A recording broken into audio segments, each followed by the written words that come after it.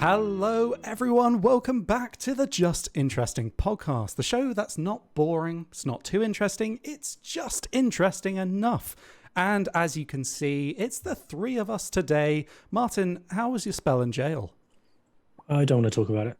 Do you regret going to the party, or did you think it was a work meeting? Whether it was a party or wasn't a party is not significant. We'll wait till the report comes out. What I will say is that champagne was had, and then I may or may not have gone to jail.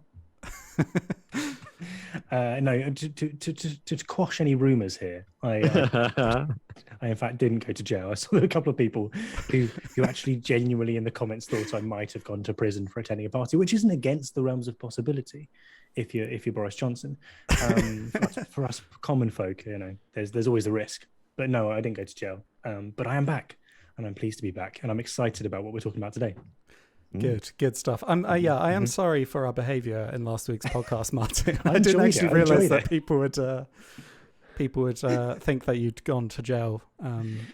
But yeah, it's difficult. I mean, comments. This is how fake news starts. Exactly. It's difficult to know whether people are kind of playing into the joke or whether they're actually serious about it. Can you tell us where he is? Slightly concerned. Yeah. But no, he's fine. We haven't killed him. Robin, how are you this week? I'm well, thank you. Happy to be here. Happy to see your lovely faces, both of you. And I'm just going to get it out the gate. Those of you watching us on YouTube can appreciate this too. Those of you just listening to us on whatever podcast platform you choose to listen to us on, thank you very much, by the way. Martin is rocking a very nice turtleneck tonight. This is a great turtleneck. It's lovely. It's warm. Really nice. It's warm, and the fuel bills are going up in the UK right now. That's so just wise investment. There you go. If it were black, it would be worthy of the name Tactleneck. Yes. And then you'd be blending in with the wall behind you. Almost couldn't see. I almost went for a black one. I was like, I can't. It's just Steve Jobs all over. I can't do it.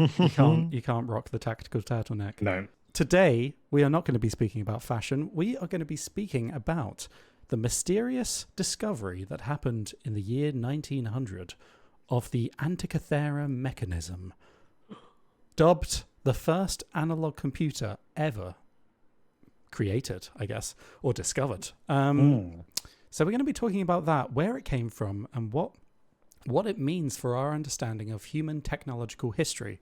It's a really interesting device with really interesting kind of unknowns about it. So we're going to talk about that a little bit later. And before that, we're going to be speaking about some of the facts that we've learned this week. And before we get into that, just a little bit of housekeeping. This may not interest everyone, but could be interesting for some people. So over the last year, you may have noticed that we've kind of been experimenting with doing live podcasts over on our Twitch channel, twitch.tv/just_interesting. Yeah, that's correct, right? Yeah, yes, that's correct. I think that's right. Yeah, you got that. That's correct. Yeah. Over on our Twitch channel, and just before Christmas, we did a live podcast over on the YouTube channel. Yeah.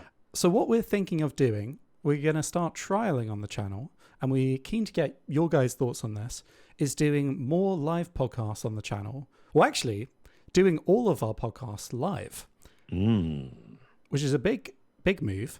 And those podcasts will still be available to watch on the channel. They'll be hosted in a playlist on the channel that you can click through and watch the full podcast.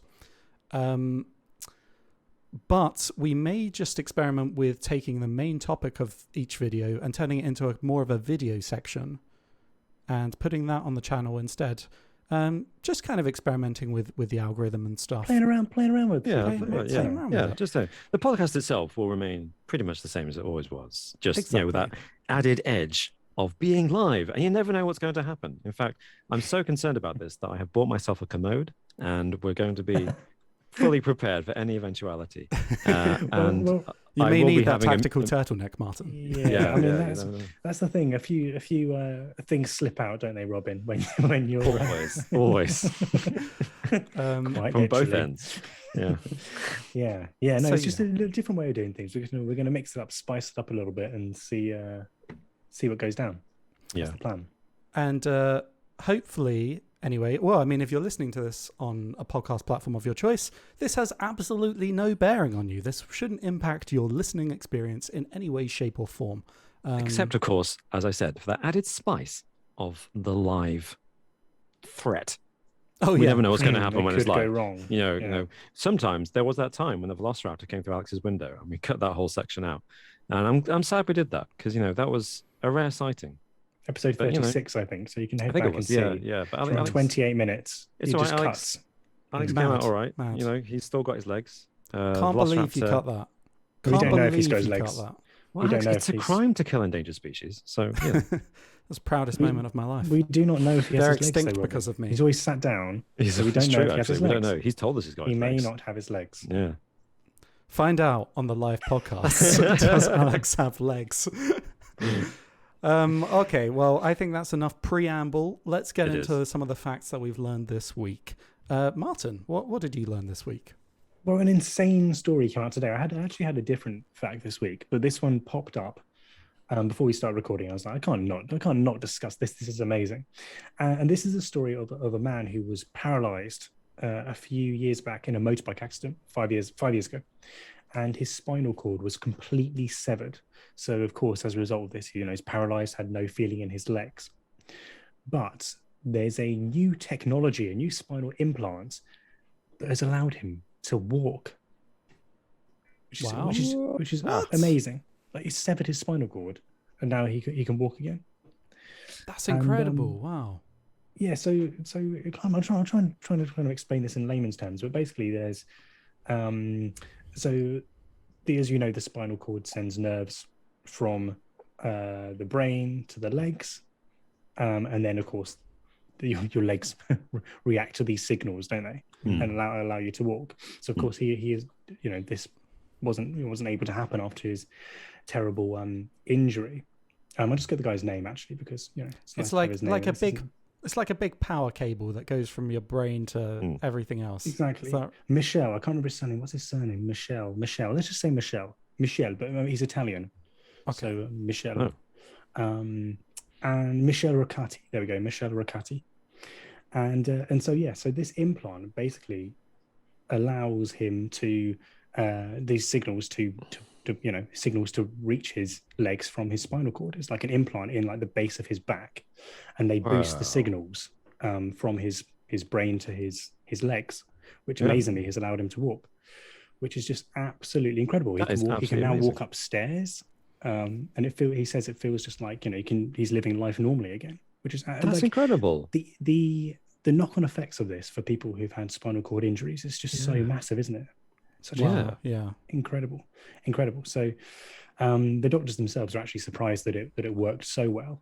And so it's always nice to know when the doctors are surprised it worked. I mean, can't believe it works. Yeah. Shit. Yeah. But yeah, it's just an absolutely incredible thing, and I'm so excited to see where this goes as well, because people's lives are ruined, aren't they, from sort of sporting injuries and accidents like this, and to have the chance, at least the hope of being able to walk again. That is absolutely incredible, and it's one of those things. But I feel like the last few years have seen similar medical developments where my brain is still stuck in 1990s little boy Robin mode, where I'm like, sci-fi, this will never happen. And then they do this and it's like, what? It's actually happening. We are living in the sci-fi age. All these things that Star Trek said might happen are actually happening. I mean, Star Trek never specifically said you'd have a spinal implant that would allow you to walk again, to my knowledge. I haven't watched every episode, but that's just absolutely amazing. I wonder though, if it would affect, you could have some people might be forced into interesting positions. For example, professional sports people in the Paralympics. Mm-hmm. There are certain sports for people who have spinal problems. If they could fix their problems, would they do it? Because that's their life and their opportunities. Would they be cheaters?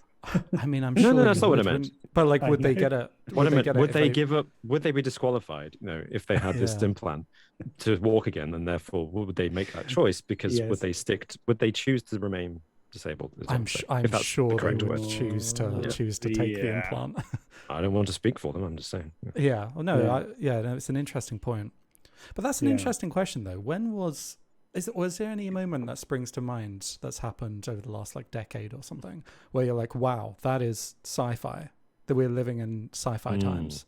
I think for me, whatever you think of him as a person, but seeing his starship flip round and land last year, I was like, oh my God, what? We are Yeah. living in the future. Yeah. But I don't know. Yeah, Yeah. this is definitely seems like one of those moments.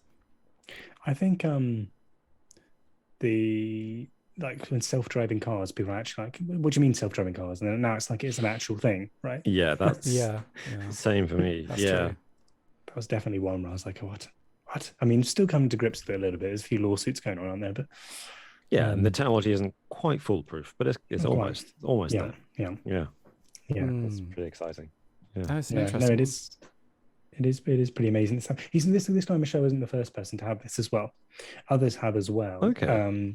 And so there's a guy called David Mizzy, who received the implant in I think it was, I don't know the year actually, but he had an accident in 2010, and then he had the implant after this. And his health improved so much that he was able to have a daughter with his partner, which wasn't on the cards after his Wow. accident. Oh, really? That's amazing. Which is amazing, which is incredible. And yeah, so he's able to have kids, and I think he uses a walker, but even so, it's just such an amazing thing to be able to have a child and have your life back after That is such a terrible accident where he wasn't able to walk at all. So incredible. Hats off to the scientists that have managed to make this possible. That's incredible. And the surgeons who clearly did a good job. Yeah. Exactly. I mean, a lot of these guys aren't suddenly running around, right? But it allows them to be able to be mobile again, which is such a huge improvement. Not running now, but wait till the 5G update. Well, I mean, True. it's only a matter of time, right? The rate that technology is advancing. It kind of gives hope to people that may be paralyzed now, but maybe in the future, who knows? That's fantastic. I mean, I'll be honest, Martin, when you said spinal cord implant, the first thing that sprang to mind was Dr. Octopus. His thing at the back. There's no way that there's some evil AI in it that can control them, is there? Nothing? No, you never know. You never know. Let's Scientists see who the didn't mention manufacturer is. No, they don't want to mention that. No. Oh, fantastic. Well, that's a very wholesome fact. Thank you, Martin. Yeah, it's wonderful. Robin, what have you found this week? Well, what I learned this week actually begins with a question for both of you, which is relationships and partners and I'm couples. not interested, Robin. You've asked me this before. I'm sorry. I know. One day that 3-0 will happen, but hypothetically speaking, what do you think? Do you think people are attracted to people who look like them? Good question. I've heard this as a theory before now.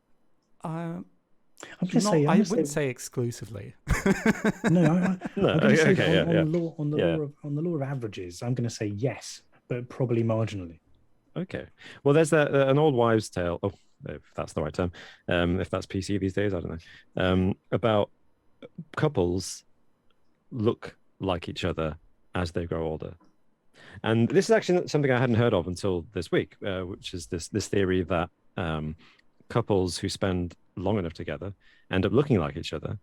And there was a study in 1987 that put this theory to the test in the University of Michigan.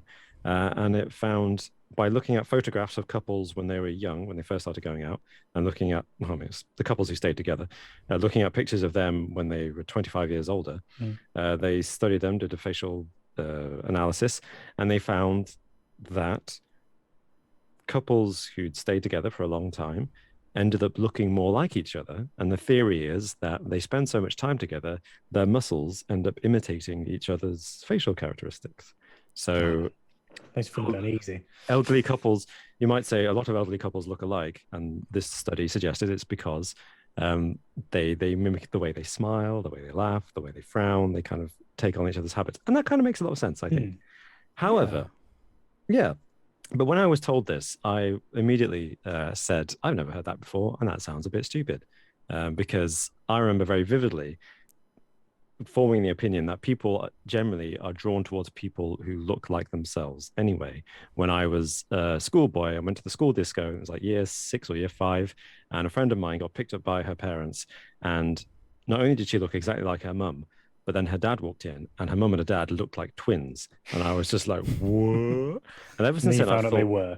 No, thankfully they weren't. I didn't grow up in that part of the country, but although not far from it.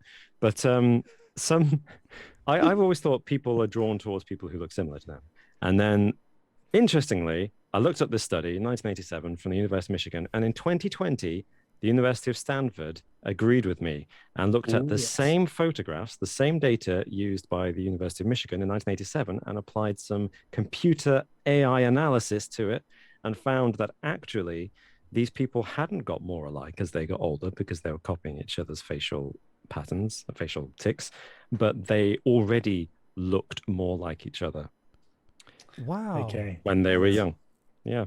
So people, according to one study, which is a reanalysis of the data from an older study, people are more likely to be attracted to people who look like them.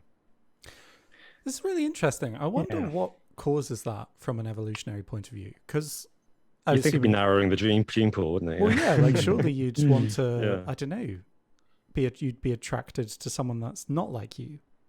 I don't know. It must happen occasionally. Opposites attract. You do get like blonde hair and black hair, and To kind of broaden out the gene pool, but I don't know, maybe clearly that's not the case. I don't know. Is there a familiarity with yourself? I'm not even sure. See, it sounds like a really vain thing, like doesn't it? They can be trusted almost. Or maybe you look like your parents, and your parents take good care of you, so you think that person's going to be caring. Perhaps, I don't know. That's probably it, isn't it? You go for people who remind you of your parents, and because you inherit your parents' genes, you end up going for someone who looks more like you. That might be Freud is loving this somewhere. Yeah, he's having rubbing his hands together. We're not making this Freudian connection, but we are making a comfort connection. Oh, he'd have something to say. He'd definitely have something to say. Loads to say about this. Yeah. Is that the Freud? leader of the study was called Oedipus Freud, and he said, "Yeah, no." So yeah, that's what I learned this week. Really interesting fact. Good. Thank you, Robin. Well, speaking of kind of technology, I guess that's a kind of theme this week. Martin's spoken about the amazing technology scientists have done. Robin, you've spoken about that kind of algorithm that scientists use to reanalyze the data of a 1980s study or a hypothesis. The fact that I've learned this week is that no human has beaten a computer in chess in over 15 years, or in a chess tournament, sorry. If you set it to easy mode, then many people have beaten it. Yeah, on your phone. But in a chess tournament, no one has beaten the computer in over 15 years. Since I think 2005 was the most recent one. I mean, can you set up a computer just to win every time? Like, no matter what you do, you either it's optimized so much that either you win or it's stalemate. That's what I'm thinking. Like, bad potentially. Well, because if it's a learning computer, then it'll learn your moves and be able to calculate all the infinite possible reactions and responses, right? Exactly, counter moves. Yeah. That's the word I'm looking for. Also, this fact goes on. So there is actually an unofficial world championship tournament for programmers pitting their chess AI algorithms against each other to see which one is the most advanced. And nice. So it's almost like Robot Wars, but for chess. I was about to say Robot Wars was better. Yeah.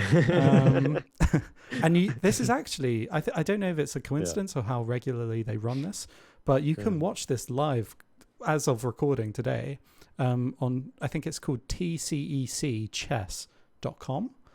But you may just search that in Google and it will come up.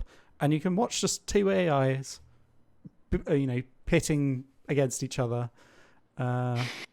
So amazing. Now we're just in a state where AIs are the champions of chess and have been for a while. It sounds a little bit like there would be quite a few stalemates during those chess AI. You'd expect it, battles. Right? If unless people messed up. Maybe. Yeah. I don't know. Yeah. I don't know enough about chess to know how regularly that happens. Meanwhile, the aliens observing Earth are like, so mankind has reached the point where they've decided to build machines to play their games for them. They're not ready. And watch. Shall we tell them the truth about God? Not yet. Not yet. Not yet. Yeah. But that's the fact that I learned this week. That's nice. That's cool. I'm going to check that out. TCEC, was it? TCEC chess. That's really cool. Yeah. That is cool. So before we move on to the main topic of the week, shall we go through some of the YouTube comments from the past week and pick out some of our favourites. Oh yeah. So ooh. oh no, go for it, Robin. I'll do two. Sir. So I've got a comment from Elaine Christina, who commented in our last podcast where I think we were asking for some ideas, Robin, or like for any suggestions for what people wanted to watch this year. Yes. And yes, that's right.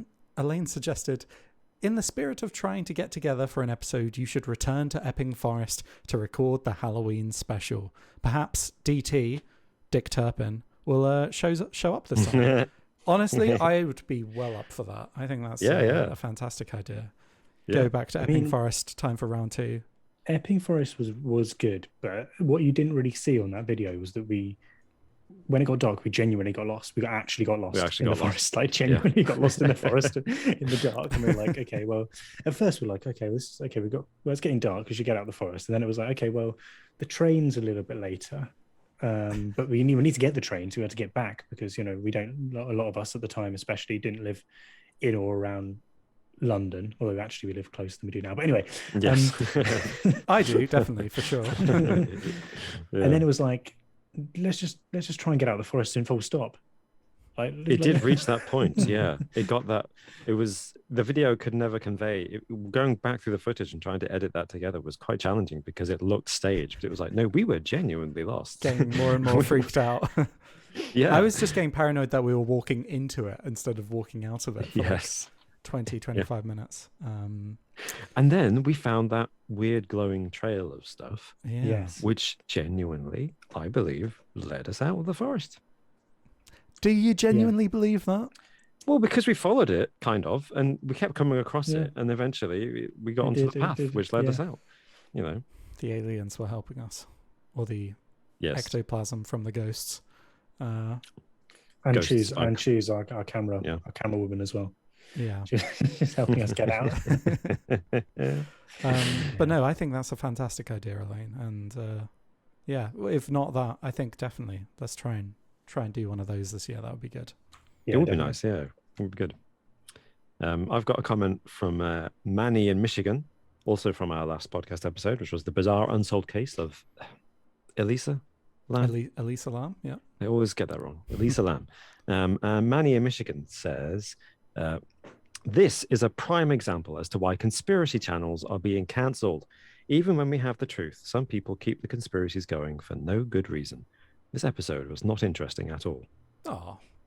So, thank you, Manny. I agree that, people keeping conspiracies alive beyond the point that they've been disproven is probably a reason that this crackdown on conspiracy and fake news and stuff has continued and taken off. And I'm sorry the episode was not interesting for you, but thank you for listening. It's because Martin was in jail. We needed Martin. We needed Martin. We did. Yes. Yeah. I mean, this is one for you guys, but I and AO4 says lift. It's a lift. Stop this elevator nonsense. Yes, he's correct. We are British. It is a lift as opposed to elevator. The lift game though doesn't roll off the tongue as much as. That's it. Okay. Lift. Yeah. It's probably more confusing as well. People are like, lifting what? Like, what are you lifting? The lift game. Because the elevator, at least we know what it means. Yeah. Mm. In Soviet Russia, game lifts you. Yeah. I do agree, though. I mean, that's something I don't even think crossed my mind when we were recording it. Yeah, shamefully, I know. Yeah, I know. Yeah, same. When I saw that comment earlier, I was just like, what? I didn't remember saying that, but we did. We stuck with elevator and didn't say lift. I had to, after I read that comment, I had to drink a gallon of tea just to wash the taste out of my mouth, I ate a bowler hat. Yeah. And an umbrella. I don't blame you, yeah. The umbrella was tough. Oh. It opened halfway. Just got stuck in there. That just reminds me of that guy on this is a very British reference, so I might I'll just say anyway. Do you remember the one on Come Dine With Me, the show where people invite other people down to their houses? Yeah. Dinner party. There's the guy that puts a whole whisk in his mouth. I'm like it's one of the most iconic TV moments of the last decade. If anyone hasn't seen it, if anyone who's from the US who hasn't watched Come Dine With Me somewhere, type in Come Dine With Me whisk. Oh, yeah. He'll come up with the guy. Absolutely fantastic. I wonder if he thought of that beforehand, or if you just did it in this a spur of the moment type thing. Premeditated, voluntary manslaughter. Who knows? Insane. Can I read one more comment before we get into the meat of the conversation? You The may. meat of Damn this you, video. you vegetarian! I mean, You thank should you. Get into Thank the you, meat Alex. of the comment. Just because You I love should- this comment so much. You should say, "Being get into the veggie bean burger of this." I should. The mince. Mince pies, corn, the mince meat. corn. You know, that's Yeah. not. That's true. That's true. That's true. Yeah. Yeah. The sunflower mince of this topic. Anyway, Bing Chilling Peep says, I sure hope Martin finished fetching that championship cup before getting himself incarcerated, or I fear our dear Alex won't be able to enjoy his well-deserved win for another 10 to 20 years. I had to use it as bribery to get myself out of that. Oh no, So- it's no longer here. Do you know what? This rate, I'm going to come down from Scotland. I'm going to one day, I'm just going to raid your house, break in and take it. You don't know where I live, but yes, you could do because I've moved. Oh, yeah, you have. Yeah, The trail's Try and gone find me cold. now. Yeah, Bloomin' heck. Okay, well, one day blooming. I'll get it. It's lost, Martin, isn't it? You don't know where it is. It's No, I think it's in the cupboard. I think I did have. I mean, saying that, I have moved. As I said, I have moved house, so I think it's in the cupboard. yeah, okay. I think so. If you say so. We'll see. We'll see. Anyway, shall we move on to the main topic of this week, which is the Antikythera Mechanism? I don't know if you guys know too much about this, but shall I give us a brief introduction? I think that'd be useful. Please do. Okay. In the year 1900, off the coast of the Greek island of Antikythera, a Roman-era shipwreck was discovered, dating back to the 1st century BC. When a team of divers began excavations in 1901, they found a treasure trove of marble statues, ceramic vases, ancient coins, as well as something out of the ordinary. An unrecognizable contraption of corroded metal that stood out amongst the wreckage. This bizarre device became known as the Antikythera Mechanism and would shatter our understanding of technological history. Dun dun dun! Ooh, you're entering the Twilight Zone. So it's this bizarre device that was discovered amongst like other ancient Greek relics, and these relics were dated back to the 1st century BC. And when it was first discovered, nobody really knew what it was. Nobody knew quite what to do with it even. It looked interesting, but was also very corroded, very worn down. No one could tell what it was. It could have been anything or it could have been nothing, you know? Just a big hunk of rusty bronze, wasn't it? Exactly. Oh, it was a rock, wasn't it? They thought it was a rock. It was encased kind in a lot of rock, which I think just happened over time. Oh, like minerals also had mad. accumulated Minerals accumulated underwater. around it. Right, yeah. Over took- thousands of years. It was more or less, I think there were some archaeologists who'd looked at it in the early years and had developed some theories, but they were just kind of dismissed and not really paid attention to, weren't there? Yeah, so in 1902, an archaeologist named Valerios Staius, who was working at the National Archaeological Museum in Athens, which is where this device can be found today, for anyone interested. He was examining all of these collected artifacts, and he realized that underneath the rock, there was a gear wheel attached to this device with some ancient Greek inscriptions on it. And the problem with there being a gear wheel amongst all these other artifacts was that gears of this level of detail and intricacy were next seen in medieval cathedral clock towers, roughly, 1,500 years later, around the 14th century Just AD. insane. So let that sink in. This device was 1,500 years early to the party. Yeah. It's what's crazy about this is how. I mean, it's clearly lost lost under the sea. But how is this information lost? You think it'd be part of so invaluable and important. It's amazing that it can just be lost, right? It's There's this terrifying. gap in time exactly. between this was supposedly, what looks like a much more modern technology. Yeah. And it's not And- like, antiquity, ancient Greece, ancient Rome weren't popular amongst historians and archaeologists prior to 1900. This is like Western Europe was crazy about this period of history, and they'd studied it and explored it archaeologically for centuries. Napoleon famously, went to Egypt to find lots of Greek stuff because the Greeks ruled Egypt for a while, and that was 100 years prior to this. So the fact that they found this as late as 1901 just goes to show how unique it was, because it wasn't like just finding something from the Mayans today up in the mountains in the deep rainforest when nobody really studies the Mayans.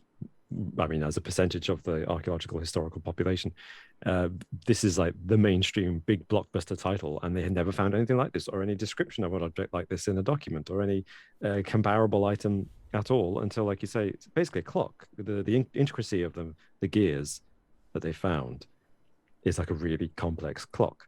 These were precision gear wheels. So the teeth on the gears were roughly 1 millimeter long. Imagine the level of imagine the technology at the time. So these are like smithies working. Yeah. How did they manufacture that? This is so different to anything else that anyone had discovered. And you're right, Robin, like scientists at the time had kind of this from like 1902 to like the 1950s. This was kind of like it largely ignored. Scientists wrote this discovery off as prochronistic, which is my word of the day. It comes it comes from the Greek pro, meaning before, and chronos, meaning time. Yeah. So before time. And it basically means it's an impossible anachronism which occurs when an object or idea has not yet been invented when the situation takes place. So essentially, these scientists didn't believe that this artifact belonged with all the other artifacts. This must have dropped it years someone must later. have dropped it years later. Yeah. Centuries, in fact. Which I don't really understand, because with all the mineral build-up and... Well, that's the thing. It's like finding something under the ice in Antarctica. The ice has to have formed over the millennia, so the object underneath it has to have arrived millennia ago. And it's the same here with that rock that formed around it and its position, I think, in the wreck amongst other items. Those things couldn't have got on top of it. Exactly. It wasn't like someone just lobbed it into the sea. It was. Yeah. I think it was, contained amongst all the other items.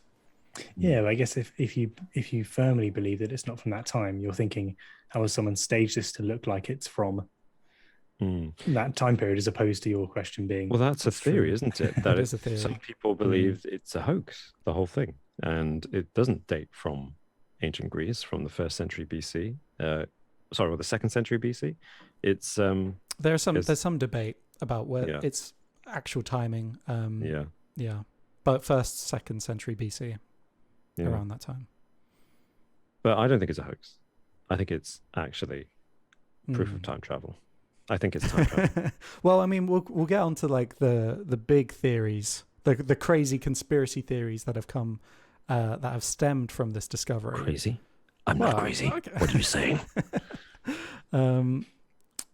But yeah, no, it was only really picked up in 1951 by British science historian and Yale University professor Derek Solar Price, who became interested in the device. And I think when X-ray technology came into popularity from around this time in the 1970s, like recent X-rays basically found that there were more gears and more.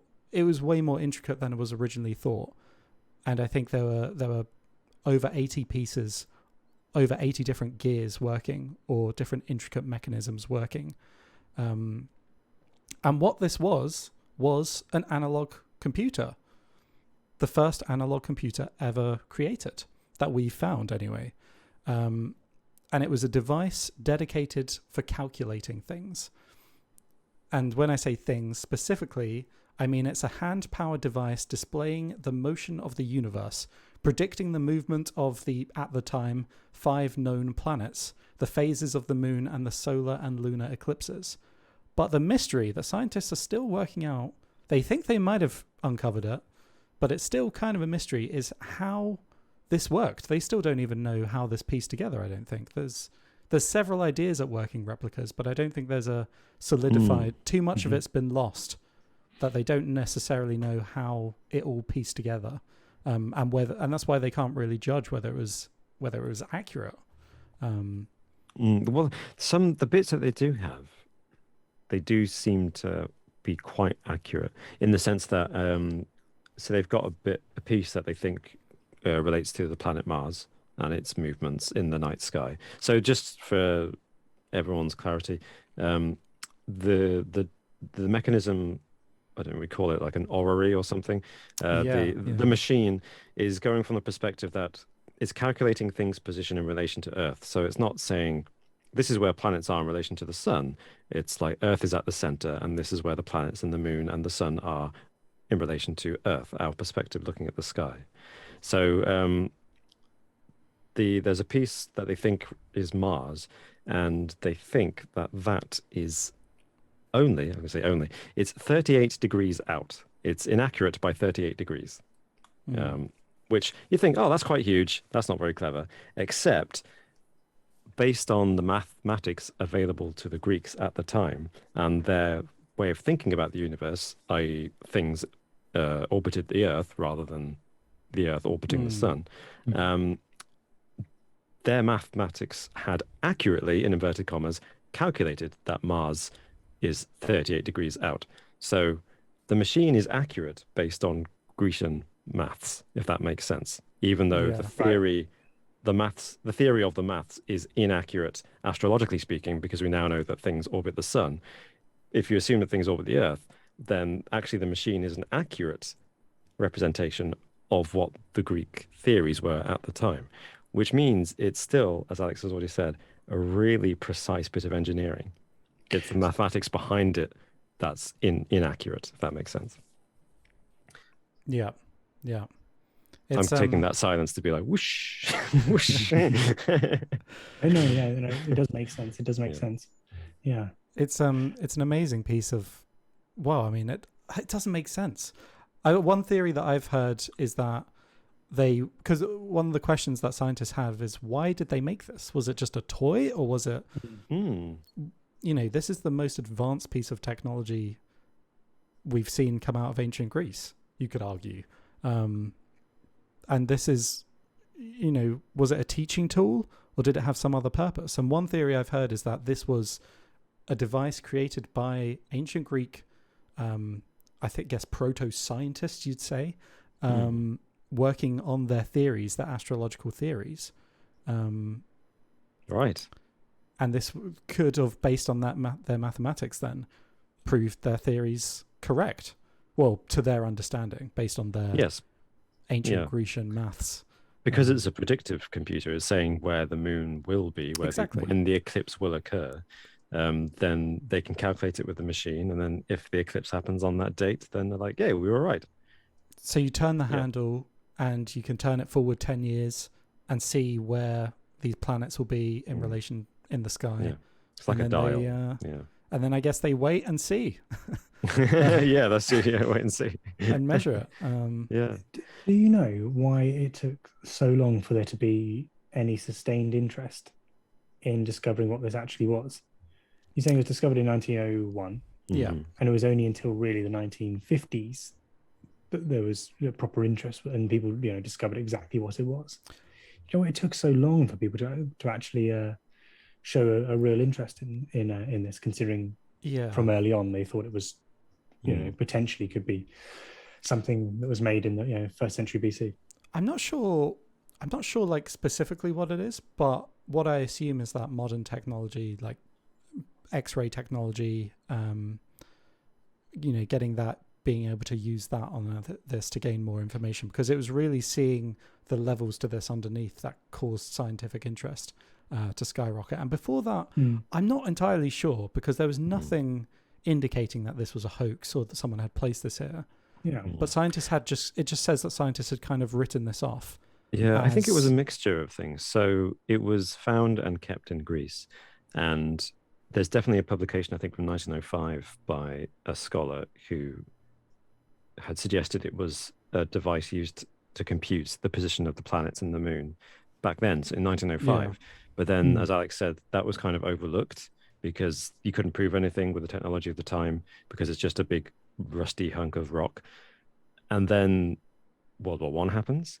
Greece gets pretty badly devastated. That's true. That's a good Then point. you got the revolution in Turkey at the end of First World War, and then I think they attacked Greece, didn't they? And then you've got the Second World War. So I'm guessing Just a lot of war. They had other a lot things of crap happened that just meant historians and archaeologists weren't so We'll do it later. fussed about this particular hunk of rock because it's also one of hundreds, if not thousands, of artifacts that they found in this shipwreck. Yeah. Some of them were like statues and very obvious artifacts, objects that they can identify quite easily. So they're going to look at those things first when they're cataloging, rather than this hunk of rock. Yeah, exactly. There were loads of statues. Got like coins and vases, lots of historical artifacts to work through. And I'm not sure how many people were actually working on these. So it took them a while to even get to this and have a proper look at it. But there's a good question. I'm not sure why this was sat on, but I think Robin's made a very good point about the kind of geopolitical situation across the world in that half a century. Yeah. So I thought I'd just add that this is often called an analog computer, and I didn't really know what that meant. So I was thinking, what is the definition of a computer? Because I imagine like my desktop computer here, and this obviously is not that. People are going to be thinking, why are you using that word? Exactly. You ridiculous fool. So one definition I've found is a computer is a machine or a device that performs processes, calculations, and operations based on instructions provided by a software or hardware program. It has the ability to accept data, input, process it, and then produce outputs. So it's basically like inputting something. A machine makes a calculation and outputs it. So in this case, the input might be the hand turning, the cranking of this gear, outputting a prediction of where the stars are going to be. And even more rudimentary, I guess, you could look at like abacuses. Maybe that could be... Yes, that would be a computer, wouldn't it? A computer, wouldn't it? Yeah. It's going by that definition. Yeah, that's true. People as well, because didn't NASA, they had a computer division in NASA before the IBM came along, and that was people, lots of people who were just given maths to do, and then they are computing, and they yes, exactly. And then the Babbage, is it Charles Babbage who invented the first modern computer in the sense of the Victorian era? I think there's Babbage, and that's a massive mechanical device, levers that go up and down and things. And then I guess what seals the deal about confirming this is a computer is that they have done X-rays, and amongst the many fragments, they've got sections which have got Greek writing on the Antikythera machine. And it looks like one of them is a set of instructions. So it looks like they think it was kind of a box shape, and there was a cover, a back and a front cover, and the front cover had the instructions on, I think. Or no, maybe the back cover had the instructions on. The front cover said what this thing does. It tells you the position of the planets, and they've got the words, the names of the planets in Greek, ancient Greek. So then they know it was about the planets. And on the back cover, they've got enough fragments of word that suggest it's like, turn the handle to the right to generate this. Which I love, the idea of instructions on an ancient artifact. And on the front, it had a little tiny paperclip symbol with like eyes and a mouth and a speech box that said, "Do you need any help?" Called Clippy. Planet cycles on the front, and then the cosmos description, calendar structure, and thank you. Moon and sun cycles on the back. It looks like the other way around. Okay, mad. It's really interesting. Imagine what this. It makes you wonder, doesn't it? What this looked like, and it's got to be well heavy, isn't it? Yeah, it's all. Yeah, well, it's not. It's not even that big, is it? I think they said it's about the size. The original artifact, the rock, was about the size of a dictionary, which is a weird measurement to give. I mean, yeah, dictionaries vary. They vary in size, but this is an old 1900 dictionary, so I guess it must be quite big. Yes, this isn't your Collins English dictionary. This is a big one. It's as big as the full Oxford English Dictionary, all 700 volumes. No, it's not that big. A large book, then, I guess. Yeah. It's but it still must be heavy if it's got all that metal in it and all those gears and things, and you're grinding it. But what's interesting about this is that you've already mentioned how sophisticated it was, but not only is that impressive, but in order for it to be that sophisticated, you've got to have presumably centuries of practice to be able to hone the manufacturing techniques to the point where you can make something that sophisticated. Well, to my it's not your knowledge, first attempt, is it? Exactly. Yeah, this is not going to be your first go. Yeah, so there's got to be, but they don't exist. They haven't been found. Precursors to this machine. I think that's what's so bizarre about this is truly like a one of a kind of situation. I mean, there are hundreds of shipwrecks out there that people haven't discovered. So maybe there are more under the sea that we'll discover. But it is odd how this is the only artifact of its kind that we found, right? From that time period. There's not even any just like drawings or illustrations of any kind of design of anything that would you'd expect some evidence, but even if it's just an inscription somewhere else, or some mention of something. I mean, we've got lots of Greek literature, but there's nothing nothing in Greek literature that survived that describes anything similar. Same with the Romans, same with the early medieval period. Like you say, there's that 1500-year gap where there's nothing. Was it top secret, do you reckon? Top secret, top classified secret. Possibly.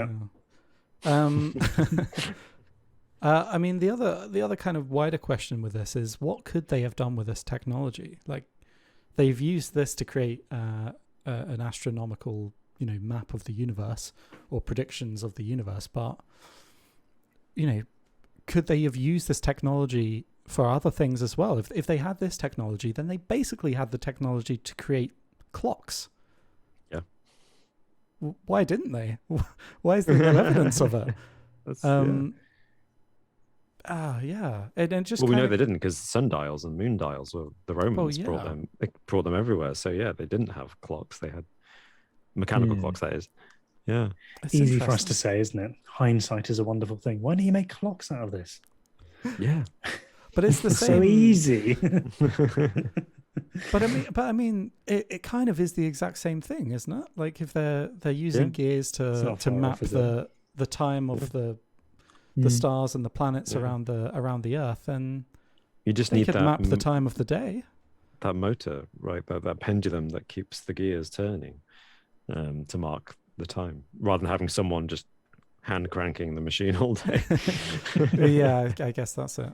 But I mean, they would wind it up. They could wind it up. Yeah, that's how the early ones worked, wasn't it? That's true. Yeah, they'd wind it up. The spring, isn't it? Yeah. After that, you can invent an engine. I mean, this is something I always kind of wonder. Like, if history was ever so slightly different, what would have happened if the Greeks had discovered steam power or clocks, or used this technology in any kind of more meaningful way? Would we be recording this podcast on Alpha Centauri right now? Like, it's interesting. I mean, the fact that there's no evidence for this suggests that there might have been clocks created as a result, but also that evidence has also been left at the bottom of the sea or destroyed, or has not made it through somehow to today. Yeah. So perhaps some technologies that we don't know about have been created. We just haven't found the evidence yet. That's a really good point. And this is where the fantasy of Atlantis comes from, right? All these theories that we say, you're silly, you're being silly for believing in Atlantis. But the whole idea of Atlantis is that it had technology that the world never seen before and will never see again because it was lost to the ocean. And you just think, well, machines like this kind of suggest that a place like that could exist. A civilization or society where they just happen to be well ahead of everybody else, never shared the secrets of how to make it, and then whatever happened, whatever cataclysm occurred, and that technology just ended, and to be rediscovered centuries, if not millennia later. That's very true. And it's not alone in artifacts that kind of stick out in history as that's a bit out of place. That reeks of a time traveler. Okay. And one example that people tend to go to for this kind of theory, it's especially popular with theories of, we're on a kind of cycle. humans are on a cyclical cycle of Yes. civilizations rise and fall, and we'll be back to cavemen shortly, and then the cycle will repeat. Right. Yeah. I'm not endorsing that theory at all, but when people look at things like the Baghdad battery, do you guys remember speaking about that? I feel like we've mentioned that before. Yeah. So this was an artifact that consisted of a terracotta pot, approximately 5 inches tall, containing a cylinder made of a copper sheet, which housed an iron rod, and it was filled with a substance called bitumen, which was a sticky black viscous liquid formed from petroleum. And essentially, this could be used to create a rudimentary battery. And this was found in, found in Iraq. I'm not sure when this is dated to. 150 to 223 AD. 150 Right. BC to 223 AD. Between It's actually around the same time around as that the Antikythera machine, actually. Very true, yeah. Yeah. Yeah. Yes. Spooky. Yeah. So it was hypothesized that the object could have functioned as a galvanic cell, possibly used for electroplating or electrotherapy. Right. And this is obviously way before batteries existed. Way before. There's obviously a lot of pushback on this theory, I should mention. And I think it's pretty much, scientists have said that it was basically just used as a storage pot for these ingredients, which kind of feels like a bit of a cop-out. I think that's a cop-out. I don't think they would put those specific things together randomly in a pot. I don't believe that. Well, so the kind of evidence against it is that the iron rod never,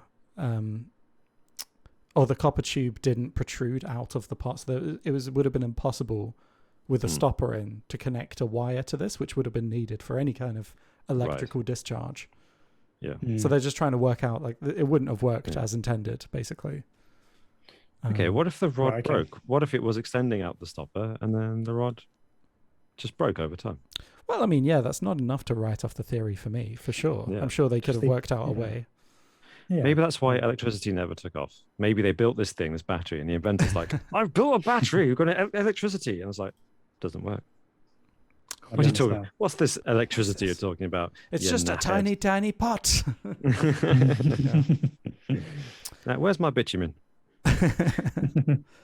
But no, I think this is it's a really interesting device. I believe that it's genuine, and I don't think that this is fake. It could be a hoax, I suppose, but I don't know. Elaborate, I don't think so. Elaborate. Yeah.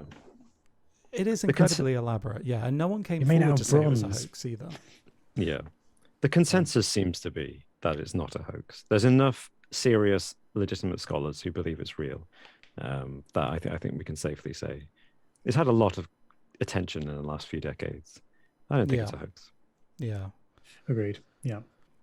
So what do you guys think? Do you think that this technology, for whatever reason, was isolated in ancient Greece just to this device, or do you think they had more technology than we give them credit for?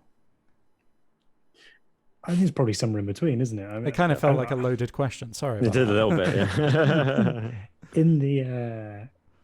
In the upcoming years, the upcoming decades, maybe in our lifetime, I imagine that we'll discover us. Yeah, that's that's an in plain sight. We'll discover similar devices, potentially prototypes, perhaps, maybe more advanced versions of this, and we'll start to get a little bit more of an idea about how the technology advanced. I mean, what we probably won't understand is why it stopped or why there was this big gap. And I think that's the thing that really interests people, and that's the thing that interests me. It's like, it shows what caused this. Was there some kind of event, or was it secretive? Maybe it wasn't top secret mission, but it was being produced by a very niche group of people, and no one else understood exactly what they were doing. So, and then it sank to the bottom of the ocean. When these people died, that technology wasn't passed along. Yeah. So, I don't know. We will see, but it's just it's so strange that there was this huge gap in time where nothing like it existed. I think that's it, Martin. I think you hit the nail on the head. We are guilty as a species of always underestimating our ancestors. And time again, archaeology turns up something that just blows our minds. And we think, how did they do this? And I think it was Alex who said many podcasts ago that basically if there's anything you can think of, the ancient Greeks did it first. And it sounds seems like to be me. true. It seems to be true. I don't remember saying that, but they were well ahead. And I think you're right, Martin. I think ancient Greece in particular, we know as the birthplace of democracy as we know it, as the birthplace of mathematics as we know it, as the birthplace of philosophy as we know it, of theatre, of drama. Yeah, it's just everything that we know in modern culture in a way you can trace back to ancient Greece. So clearly they had, like I say, an age of enlightenment, and they prospered just the right way to create the environment where people of genius could exercise their genius. And some genius came up with this device to test presumably some astrological mathematical theories that the Greeks had. And then presumably it was the only one of its kind and got lost, or maybe they were planning to make more. I mean, it's not like they were capable of mass producing these things back then. That we know of. That we know of, that's true. Yeah. So yeah, it's just I think it's definitely authentic. Yeah, I think it serves as a humble reminder that technological progress doesn't always happen in a linear way. You know, as civilizations reach their height, you know, technological progress ramps up, and then there's like the dark ages where things go, you know, largely on a straight path. But it shows that the technology that we take for granted today could one day be lost to history. It's terrifying. And in the information age where everything is digital, it's almost certainly going to happen at some point that we'll have this black hole, a new dark age around the turn of the 21st century. Yeah. There just isn't enough recorded in physical media. I mean, there is actually a lot. Don't worry about it. But someone's downloaded the internet onto a device, but what if that doesn't work? There's some lonely guy. There's nothing to plug it into. Yeah. What, yeah, just 1,000 years USB sticks aren't around anymore. Yeah. But I mean, what do you guys think at home listening to us? What do you think of the Antikythera mechanism? Let us know in the comments down below on YouTube, or let us know on Twitter as well. I'm at JustAlexing. At Mod Interesting. At All Time Robin. Or you can message us over on JInterestingYT on Twitter. And with that, would you like to do a quiz? I'd love to. Lovely stuff. Nice.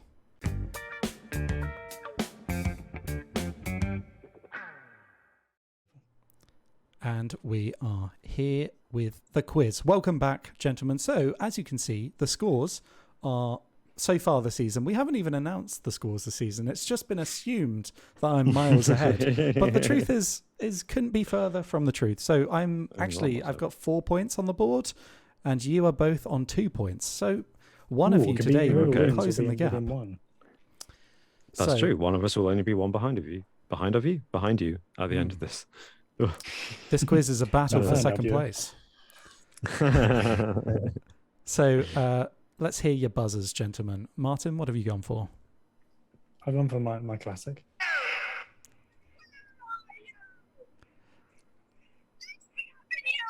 Nice. Yeah. A bit of Delia.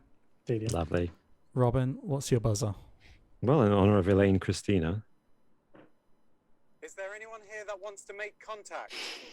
If anyone is in these woods, show yourselves. Fantastic. Lovely. Yay. It's been a while. It has been a while. I don't blame you at all. Okay, so as always, 10 questions plus a bonus question if we need it, and we'll probably do it anyway. Question number 1.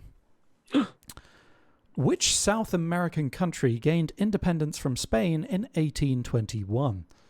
Yeah, that's right. This is how serious the quiz is this week. Did anyone die here? Is Dick Tap in here? Yes, Robin.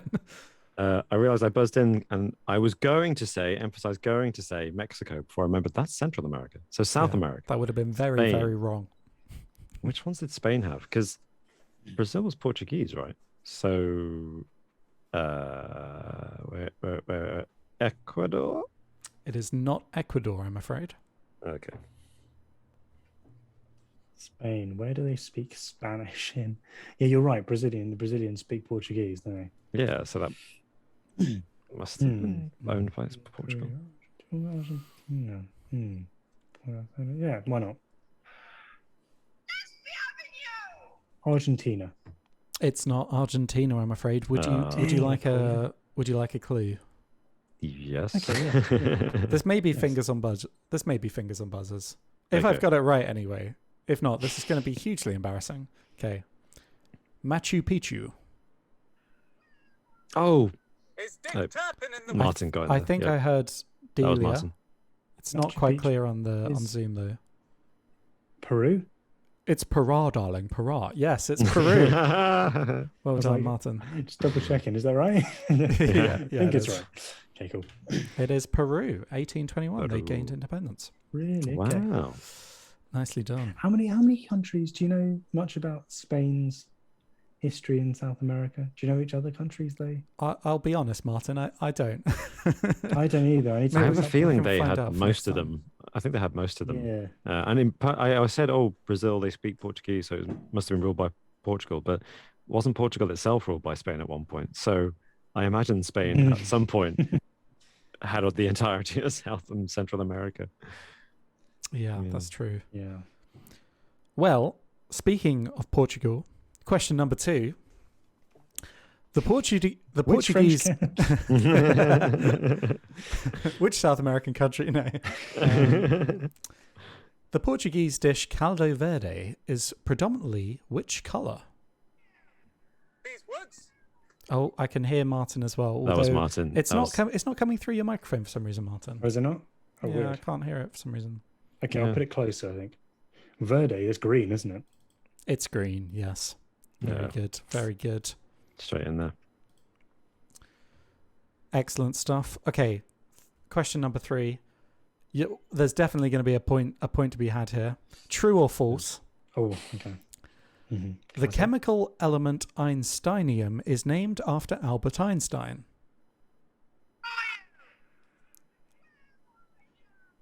Go on then, Martin. It's false. That's incorrect. Is in these woods. It just has such a Show mind. yourselves. That was What? yeah. I was. How many like okay, well, I guess it is then. True. Is it true? It is true, yes. Well done, Robin. I can't Well, that's the believe thing. I was hoping, I yeah. was really hoping to trip you up there, Martin, because you always guess true and you always get it right. So I was thinking, this has become like an internal challenge for me That was to a good find one. find true or false questions that's going to trip you up. So I don't think a true or false question will ever get better than that, because I genuinely, in the time that it took for Martin to buzz in ahead of me, my brain was doing backflips. Yeah. Like, it's a Trying to, trick. like, It's not a trick. It's a reverse. trick. It's not a it trick. sounds Yeah. like it. I when I read Yeah. that first, I was like, that definitely sounds like a trick. Yeah. Absolutely. But then that sounds like a trick. But then would you say if it was a trick, like, you know, there's Yes. layers to it. Those games, yeah. Mm. Yeah. I think we've established that we would suck at poker and war strategy. Yes. Yes. We think the enemy's indeed. going to attack here. No, they won't attack there. They just attack, sir, and we've lost. Oh, Oh. well. Okay, question number 4. It's 2-1 to Martin. Which London cathedral is the second largest church building in the UK behind Liverpool Cathedral? Did anyone die here? Is Dick? I don't know if Martin buzzed. I think it was Robin. I think Robin got there it's, first. it's not coming through for some reason. That Weird. well. But yes, Robin, let's hear it. I'm worried that this is also a trick question. Is it St. Paul's Yes, of Cathedral? course it's St. Paul's. Oh, okay. Phew. Okay. Okay. I've got under your skin now. You're all You really you're have. worried. You really have. I've got little Alex faces poking out from my arm. What? You're under my skin. Oh, okay. Okay. Imagine waking up to that. Yeah, that'd be a bit spooky. That's a horror film. Disconcerting. Okay. Question number 5, 2-all. Definitely Maybe, released in 1994, was the debut album of which British band? That's going through. Yeah, I'm hearing like one loud, "Where are you?" and then it like cuts out. But yeah, Definitely, maybe. Shit, was it Oasis? is that your guess? Yeah. It was Oasis. Yeah, I said maybe. You're gonna be the one. Saves Uh, Okay. Definitely, maybe. Okay, 3-2 to Martin. Question number 6. Notes on Nursing was a 1859 book by Turpin which... here? Oh, Is Dick Turpin in these woods? yes, Robin. I'm going to guess Florence Nightingale. That was Florence Nightingale. To be honest, if it wasn't Florence Nightingale, I don't know what you would have done. I don't know what I would have Mary done. Seacole would be the next option. Oh, fair enough. Oh, It oh, was there we go. it was Florence Nightingale. But it wasn't. I was Okay. also afraid that would be a trick question. And we'd say Florence Nightingale, and you'd say, actually, it was No. Colonel Horatio. Yes, one really random. I've never heard of. I'm not that horrible as a quizmaster. I'm not always looking for pitfall answers. He says, but that's a trick too. We just don't know. The next question's Well, worth 7 speaking of points. this- Question number 7. Think Different was a 1997 to 2002 advertising yourself. slogan. Boudica? Oh, yes, Robin. Is there... I now realize I buzzed too soon. So I know it's Apple, but is that the answer? Or is the question about what the product specifically was? Well, you buzzed in. You buzzed Because in. it's... Oh, shoot. I know I can see it in my head, but I can't remember the name of the thing. It's called the Apple... I think it's going to be more straightforward. Apple Mac. Is that your answer, Apple Mac? Yeah. I'm not going to accept that. Damn it! I'll finish the question. Oh, no, Martin's buzzed now. Okay, fine. The question won't be answered. I'm gonna go for the blind test as well. Let's just go for Apple. It is just Apple. I will accept No, just Apple. you're sucking on my... I'm sucking on your what? I don't know where that came from. How do I subtract a point? brain feed. Answer was where I was going. Yeah, sure, mate. I tried to warn you. I said I think it's going to be more simple. You did. You did. Very wise. Think Different was a wise. 1997 to 2002 advertising slogan for which US company?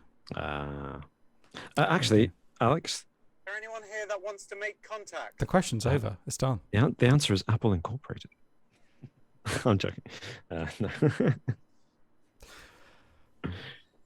You can have half a point for that if you want. No, generally don't. Martin got it. Yeah, Just no, easy. I'm not going to do that. Yeah. Okay, question number 8, 4-3 to Martin. Oh, no. Plenty of time to bring this back, though, Robin. I don't think so. New York City's Brooklyn Bridge links Long Island with which other island in the city? I think Martin's buzzer is going. He is. Yeah. He is indeed. Yep. Is it Manhattan? It's Manhattan Island, yes. Well Nice. done. Good knowledge. Do you know Hooray. your New York areas, Martin? No. What is there? Have you ever been? I don't know. So there's New York, there's Staten Island, there's Manhattan, there's Brooklyn, there's the Bronx. I don't know if these are actual areas or they're things I've heard of. Queens. I've heard of There's that. Yeah. Long Island. Is there like Freedom? Long Island, yeah. What's There's Liberty Island. Or is that part of Coney- GTA? Coney That's where the Island? Statue of Liberty is, isn't it? Coney Island. Oh, yeah. Coney Island. Yeah. For someone from New York, actually correct us because these are blaming We're how just police are saying actually words. wrong. Yeah, just saying things that people... What else is Yeah. there? Is that about it? Don't know. It's definitely one of those things when in movies and TV, when people talk about Queens and Brooklyn, in my head, I'm just like, they're just the same place. They talk about them like they're completely, I mean, obviously they are culturally, but they talk about them like they're, different cities. And it's like, to my head, it's just the same place. Yeah. Yeah. Yeah. But the boroughs of London. Is downtown, is that different?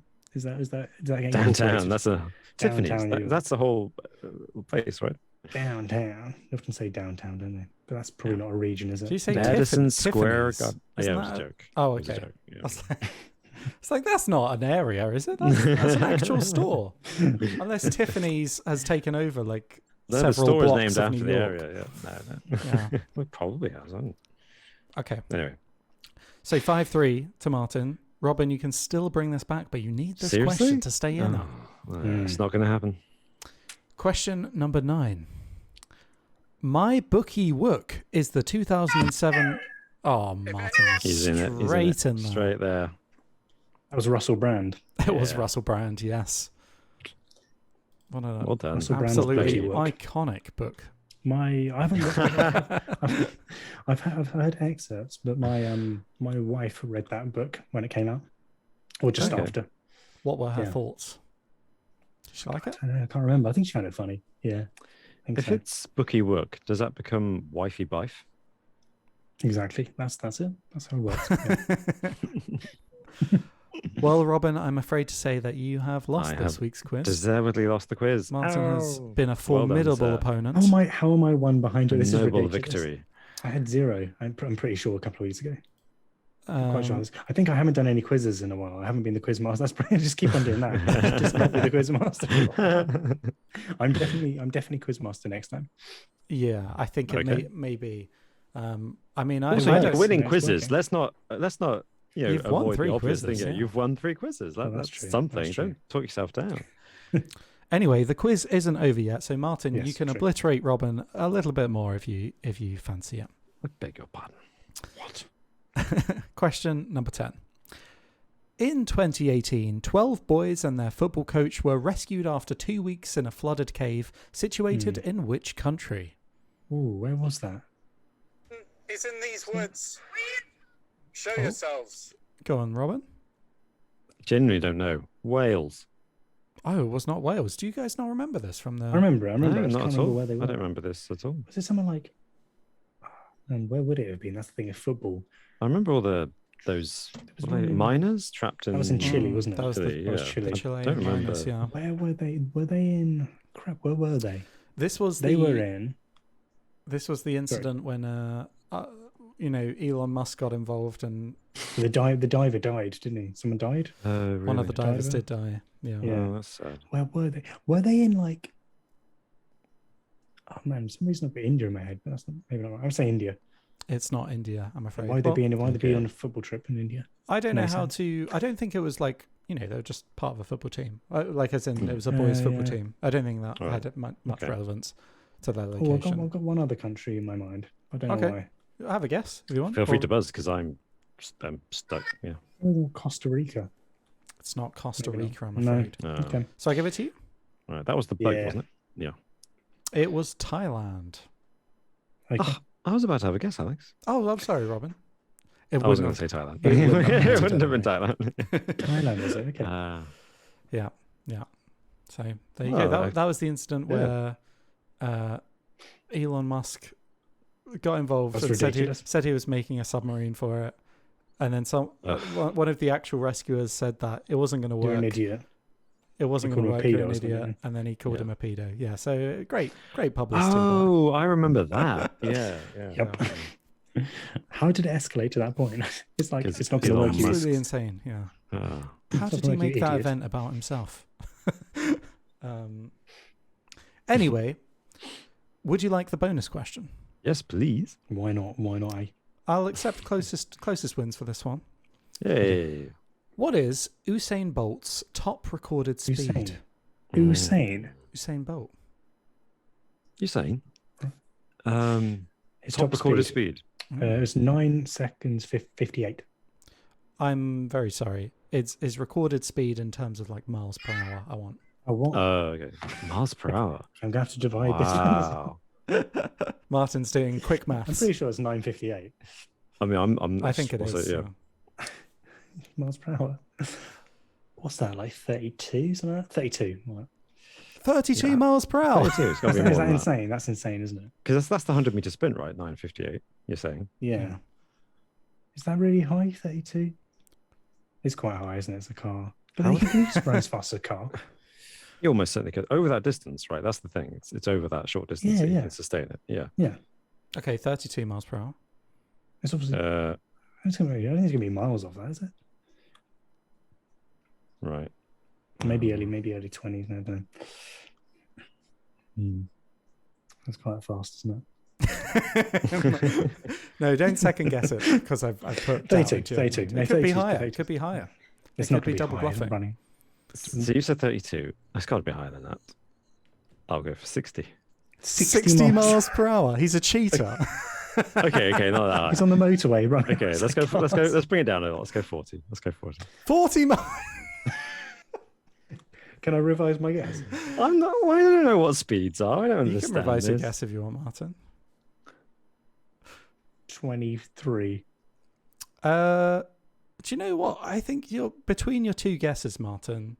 I'm not sure which one's closest, but it's 27.9 miles per hour is his fastest speed.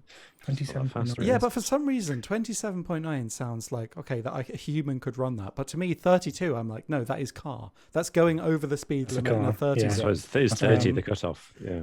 Yeah. I mean, I just the imagine him fastest man chasing alive. a car down like Captain America. I'm not very impressed by that. Well, it just kind of shows like we're kind of really vastly overestimate how fast these top runners can It go. really does. Yeah. 60 miles per hour though, Robin. 60. I don't. Well, I'm thinking by like. It's a car going slowly on the motorway. No. I mean, like I say, I don't have any concept of this kind of thing. But I was thinking, extrapolating from, because I don't do maths in my head, so I can imagine someone being able to go that fast over a 100-meter distance, that kind of short distance, right? That's what my head was 60 thinking. miles an hour. I don't know. Where would he get to? 60 miles an hour? Well, somebody's got to be 60 the miles fastest away. man alive, so somebody's got to reach the crazy number. at some I point. get what you mean though, Robin. Like Yeah. 27 sounds like, oh, anyone could run that at a short distance. But I mean, they can't. But Apparently. I get what you mean where it's like, that's not Yeah. quick at all. Faster But than a racehorse. Yeah. Really? Yeah, they go like 50, right? They about 50. Oh, right. My guess was faster than a racehorse. Sorry, I thought you were saying that 27 miles is faster No, than a no. racehorse. I was like, no way. Imagine Usain Bolt at the Derby, like just outrunning all the horses. So Usain Bolt would be getting to around about Peterborough from London in that hour if he was going that fast. Peterborough that close to London from King's About an Cross. hour. yeah, it's about an hour. Yeah. Yeah, I know on the train, but the train goes faster than 27 miles. What's going on here? Well, that's actually You're this is- confusing me a lot. This, I know it takes an hour to get to Peterborough from London on the train. yeah, not going 27 miles per hour. Like if you're going 60 miles per hour, I guess. Actually, no, it's 101 miles. It's a bit too far. What about Cambridge? That's pretty about right. Probably that's You get 45 him- minutes on an express train. Yeah. Yeah, Cambridge. How many miles is that? 64. That would do. Well, 62 So by the you're A1. saying So take him to just over 2 hours running at top 1 speed. hour. 1 hour to get to Cambridge. Well, sorry, if he was going 60. No, at his speed though, it would. Yeah, Oh it'd my be, gosh. it'd be about 2 hours. Yeah, Hmm. maybe 3. Imagine if he ran the marathon. Imagine doing a marathon like that. You'd finish it in like 20 minutes. Exactly. Why doesn't he do it? I don't know. Anyway, gentlemen, thank you for joining me today and discussing technology with me today and the the mysteries of the Antikythera Mechanism. It's been enlightening. I feel enlightened, and thank you for chatting through it with me. And thank you everyone at home for watching or listening to us. Let us know what you thought of this topic in the comments down below. And as always, we'll see you next time.